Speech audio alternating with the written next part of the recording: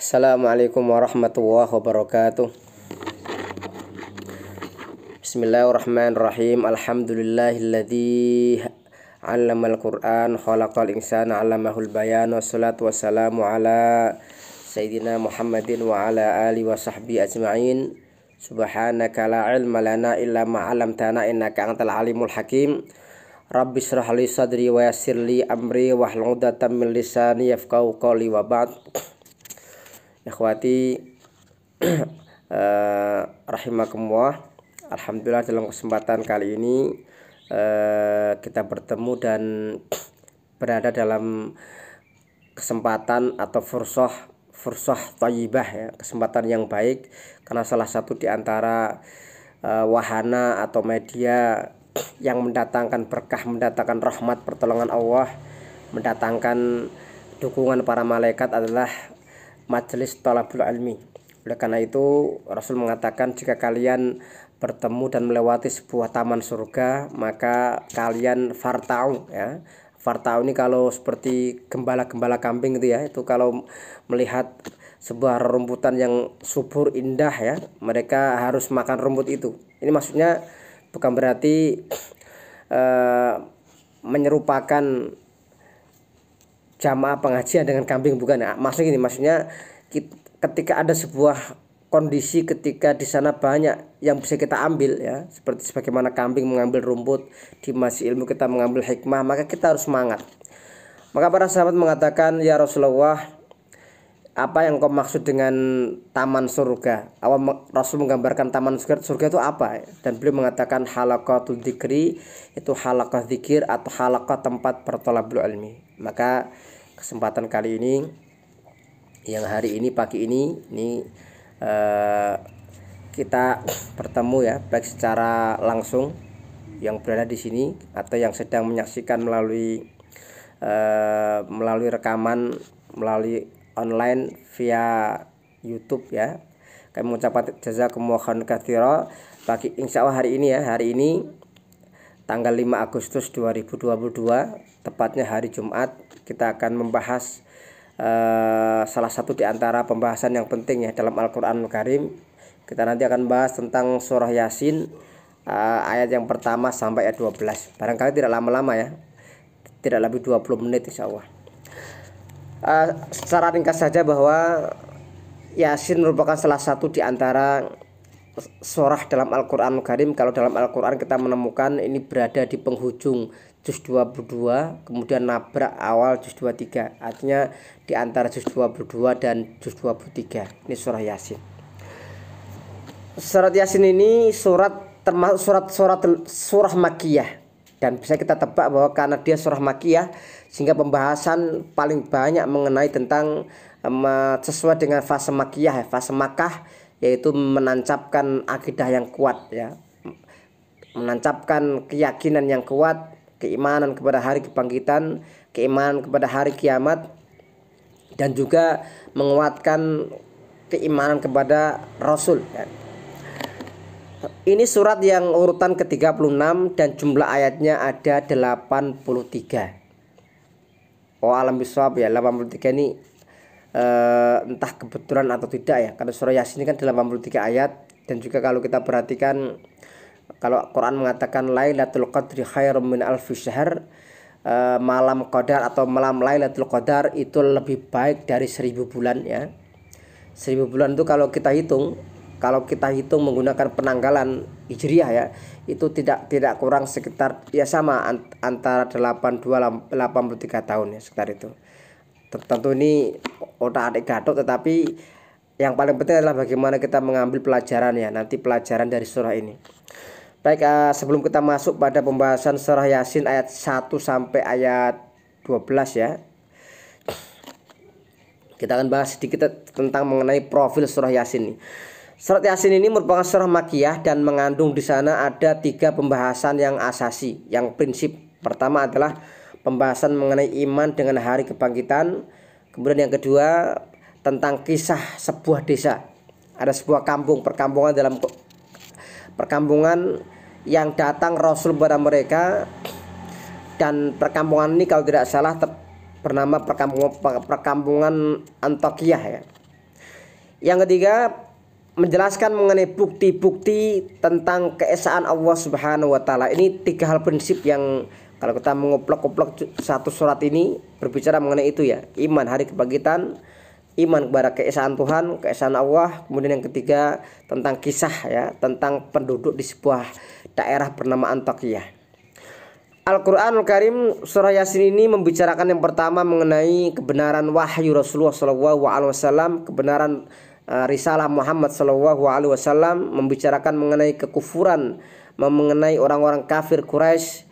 Kemudian juga dilanjutkan membicarakan mengenai penduduk kampung yang bernama Antakiyah yang mereka mendustakan para rasul mereka. Kemudian membicarakan juga mengenai tentang wahdaniyah, sifat keesaan Allah Subhanahu wa taala, bukti-bukti yang disebutkan ya. Kemudian membicarakan mengenai bagaimana dahsyatnya kiamat.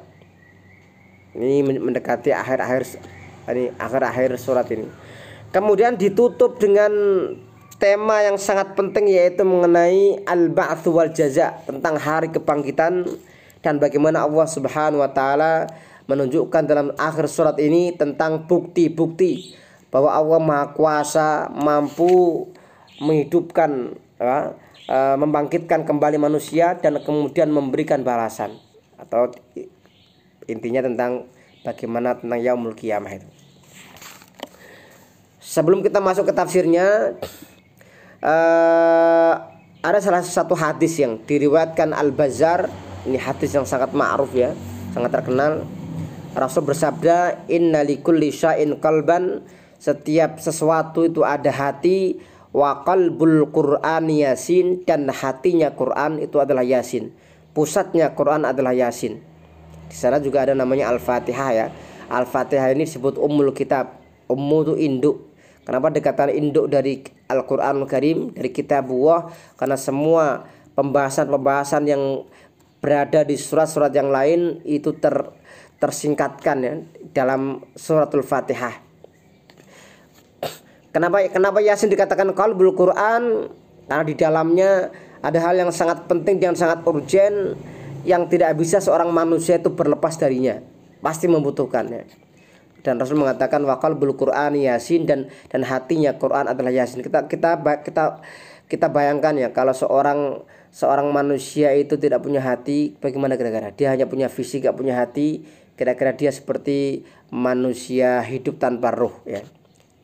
Demikian juga dengan Al-Quran, ibaratnya ketika seorang membaca Al-Quranul Karim dan kemudian meninggalkan Yasin ini, maka seperti seorang yang, apalagi orang yang sangat benci atau sentimen dengan Yasin, apalagi ada istilah namanya Yasinan misalkan ya, kemudian gara-gara ada istilah Yasinan kemudian nggak seneng, kemudian menjadikan dia benci, nggak membaca Yasin karena khawatir kalau membaca Yasin dikatakan Yasinan itu.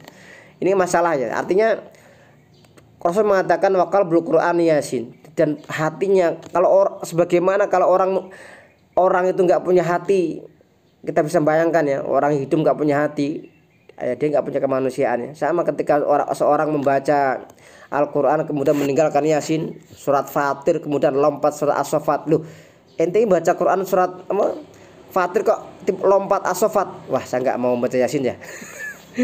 Ini hati-hati ya. Ini kalau membaca Quran itu harus urut. Imam Nawawi mengatakan yang al-mustahab, yang dianjurkan itu membaca Quran dengan urutan mushaf. Jadi Al-Fatihah dibaca tilawah, entah itu menghafal atau tilawah ya, membaca atau menghafal, kemudian sampai terus Yasin sampai An-Nas khatam, diulang lagi terus.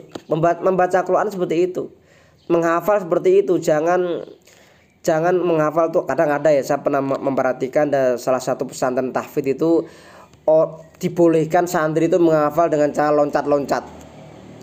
Wes sing surat sing gampang mbok apalke silahkan dihafalkan. Sing rapal yo karepmu, akhir loncat-loncat. Lah ini bahaya nih. Kalau surat loncat-loncat, khawatirnya nanti pertama ya, khawatirnya nanti dia meloncati surat yang berat-berat. Wah, saya ini habis Fatihah langsung loncat Anas kan udah. Yang kedua, wah ini saya harus loncat Yasin lah. Fatihah lompat. Nah, ini masalah. Kita nggak boleh itu. Yang paling utama adalah bagaimana kita membaca dengan urut ya. Maka di sini di pesantren saya di Manalul Islam itu kalau menghafal saya perintahkan untuk secara urut. Idealnya memang kalau dulu saya nyantri di pesantren di Grobogan menghafal yang mulai juz 1 urut sampai juz 30, karena untuk memudahkan di Manalul Islam ini kita mulai dari juz bawah ya, juz 30 An-Nas, kemudian sampai surat An-Naba juz 29 ya, 29 nanti Al-Mulk sampai surat akhir Al-Mursalat juz 28, Al-Mujadilah sampai At-Tahrim, baru kemudian juz 1 sampai 27. Ini hanya untuk memudahkan ya. Tapi idealnya sama ya, kalau sebelum masih proses menghafal tuh saya minta para santri untuk merojaah seperempat juz. Kalau sudah hatam nanti setengah juz.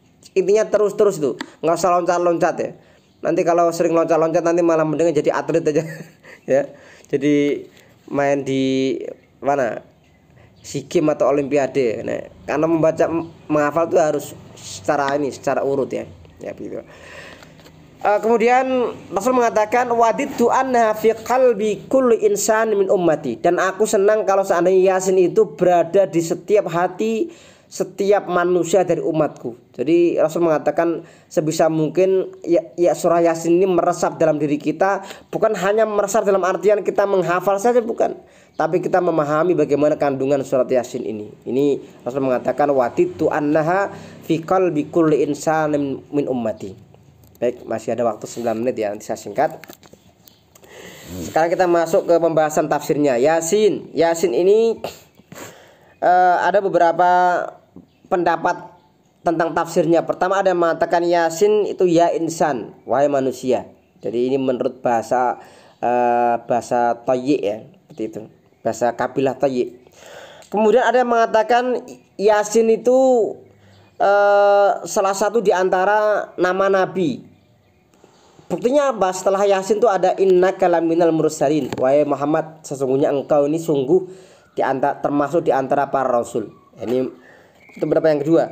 Yang ketiga ada yang mengatakan Yasin itu adalah ya sayyidal bashar, wahai tuannya manusia. Artinya wahai sayyidnya, yang dianggap penghulunya para manusia. Ini sayyid. Ini menurut Abu Bakar Al-Warraq. Wal Qur'an al-Hakim, demi Quran yang al-Hakim, yang al-Muhkam. Ini al-Hakim ini biasanya maknanya ini sering diartikan bijaksana. Tapi kalau di sini al-Hakim maknanya itu muhkam, itu artinya demi Quran yang muhkam, yang tidak pernah tertimpa atau tidak pernah mengalami perubahan dan penggantian hal-hal yang kurang, distorsi tangan manusia, tidak seperti itu. Wal Qur'an Hakim, tidak pernah masuk ke dalamnya hal-hal yang membuat kerusakan, tidak. Tapi Quran ini al-muhkam, yang dijaga oleh para kafilah Quran ya, sejak zaman Rasul, dan tentunya Allah Subhanahu wa taala yang menjaga Al-Qur'an. Innaka laminal mursalin, sesungguhnya engkau ini sungguh termasuk para rasul. Artinya wahai Muhammad, engkau ini juga termasuk rasul-rasul yang lain ya. Tidak boleh manusia itu membeda-bedakan ya. Kalau dalam sejarah kan gitu ya. Jadi orang-orang pengikut Nabi Isa alaihissalam, mereka menolak kenabian Musa. Sementara pengikut orang-orang Yahudi juga mereka menolak Isa, menolak kenabian Isa alaihissalam. Al-Qur'an Karim tidak saling menolak ya. Al-Qur'an ini dia menerima, mengakui kenabian Musa dan Isa alaihissalam. Dalam tanda kutip, kita meyakini ada kitab Taurat yang memang dulu turun kepada Musa, dan Injil yang turun kepada Isa alaihissalam ya. Sementara yang ada di zaman sekarang itu sudah mengalami perubahan-perubahan ya. Itu yang kemudian Al-Quran datang untuk mengadakan koreksi ya. Termasuk juga Al-Quran datang untuk menegaskan datangnya Nabi yang terakhir dan kitab yang terakhir. Ala siratim mustaqim, di atas jalan yang lurus. Dalam definisinya adalah jalan yang lurus ini adalah jalan Islam. Jadi tidak ada jalan yang lurus kecuali Islam. Kemudian Tanzilan Azizir Rahim, yang diturunkan oleh Zat yang aziz, yang maha perkasa, Ar-Rahim, yang maha pengasih. Ditungdira qauman ma ungdiru aba'ahum fahum ghafirun, supaya engkau wahai Muhammad memberikan peringatan kepada kaum, yaitu orang-orang kafir Mekah ya, kaum yang mereka orang tua mereka tidak diberikan peringatan dan mereka lalai. Kenapa dikatakan orang tua mereka? Karena memang jarak antara Nabi Isa alaihissalam sampai Rasul Muhammad SAW itu hampir 600 tahun ya. Ketika Rasul diutus, ketika Rasul beliau ini lahir sekitar 571. Ketika beliau diutus sekitar tahun 611 ya Masehi ya. Artinya sekitar 6 abad zaman antara kelahiran Isa alaihissalam menuju kepada Rasul Muhammad SAW. Tidak ada nabi di antara masa-masa ini kecuali Rasulullah ya Muhammad SAW. Ini masa fatrah, masa jeda antara dua nabi ya. Laqad haqqal qaulu ala aktsarin fahum la yu'minun, telah ditetapkan al-qaul itu ketetapan azab untuk mereka ya, kepada kebanyakan mereka dan mereka tidak beriman. Inna ja'alna fi anakim aghlalan fa ya ilal adqani fahum mukmahun. Sesungguhnya kami jadikan pada leher-leher mereka belenggu-belenggu, dan belenggu itu sampai kepada leher dan mereka mukmahun. Ini mukmahun ini kalau dalam bahasa Arab artinya adalah kondisi kepala yang diangkat ke atas. Ini ya, ini bedanya dalam bahasa kita dalam bahasa Arab ya. Kalau dalam bahasa kita itu kan yang namanya belenggu kan bebas ya, bisa dibelenggu kaki ya, bisa dibelenggu tangan, bisa di bontot depan, bisa di belakang kita. Dalam bahasa Arab yang namanya belenggu itu bagaimana mengumpulkan antara kedua tangan dengan leher. Itu kita perlu paham dalam bahasa Arab itu. Jadi mengikat kedua tangan dan disambung dengan leher itu namanya belenggu kalau dalam bahasa Arab. Kemudian waja'alna min baini aidim sadda, dan kami jadikan di depan mereka ada sadda. Sadda ini benteng, halangan, tabir. Wa min khalfihim sadda, dan di belakang mereka ada benteng yang besar. Depan juga ada ya. Fahum la yubsirun, dan mereka tidak bisa melihat. Jadi saking ngerinya ya, di depan mereka ada benteng yang besar, belakang ada benteng, dan mereka tidak bisa melihat apa-apa. Dalam ini maksudnya saking kufurnya mereka, syiriknya mereka, sampai mereka kemudian terhalang ya untuk melihat kebenaran. Wasawa'un 'alaihim ma'angdartahum am lam tungdirhum la yu'minun, dan sama saja ya Anda memberikan peringatan kepada mereka atau tidak memberikan peringatan, la yu'minun, mereka tidak akan beriman. Kenapa? Karena syahwat, cinta dunia, kemudian mereka kekufuran mereka, kesyirikan mereka itu sudah menutupi. Karena maka dalam surat Al-Mutaffifin dikatakan kalla bal rana ala qulubihim ma kanu yaksibun. Yang telah mereka lakukan itu telah membuat noda hitam. Kalau orang melakukan dosa, noda hitam sedikit semakin banyak maka hatinya menghitam. Sama ini kalau orang-orang kafir, musyrik dengan kufur dan syirik mereka, kita bisa bayangkan betapa hitam pekatnya hati mereka seperti itu, sehingga mereka tidak bisa melihat kebenaran. Innama tungziru man ittaba'a dzikra wa khasyar rahmana bil ghaib ya. Sesungguhnya engkau memberikan peringatan kepada orang yang mengikuti petunjuk dan ia takut kepada Allah ar-rahmana bil ghaib, ketika ia tidak melihat Allah. Maka dalam istilah kita ada namanya ihsan. Ihsan itu kita beribadah kepada Allah seakan-akan kita melihatnya, merasakan kehadirannya. Dan kalau kita tidak bisa melihatnya, dan memang tidak akan bisa melihat ya, yakinlah bahwa Allah melihat kita. Ini ihsan. Fabasyiru bi maghfirati wa ajrin karim, berikan kabar gembira kepada mereka dengan maghfirah, ampunan, wa ajrin karim, dan pahala yang mulia. Dan yang terakhir, inna nahnu nuhyil mauta, sesungguhnya kami menghidupkan orang-orang yang mati. Ini pembicaraan mengenai tentang hari meyakinkan adanya hari kebangkitan ya. Menghidupkan orang-orang yang mati, wa naktubu ma qaddamu atharahum, dan kami menulis apa yang mereka lakukan dan langkah-langkah mereka. Jadi langkah-langkah mereka ke tempat kebaikan, ke majlis ta'lim, ke masjid. Ini kalau bahasa ini langkah-langkah. Kira-kira kalau pakai motor dihitung nggak langkahnya ini? Nah, yang masuk surga nanti motornya atau orangnya? Ya kita berharap ya. Karena zaman kan berubah. Maka semoga langkah kita menggunakan motor pun juga dianggap sebagai langkah-langkah itu, langkah menuju kebaikan. Dan maka semakin jauh kita melangkah, semakin banyak pahalanya. Ya. Wa kullu syai'in ahsaynahu fi imamin mubin, dan segala sesuatu kami tulis fi imamin mubin, dalam imam ini catatan yang nyata. Ya, saya cukup ya, sudah 20 menit. Semoga Allah Subhanahu wa taala mudahkan kita semuanya. Jazakumullahu khairan katsira. Wassalamualaikum warahmatullahi wabarakatuh.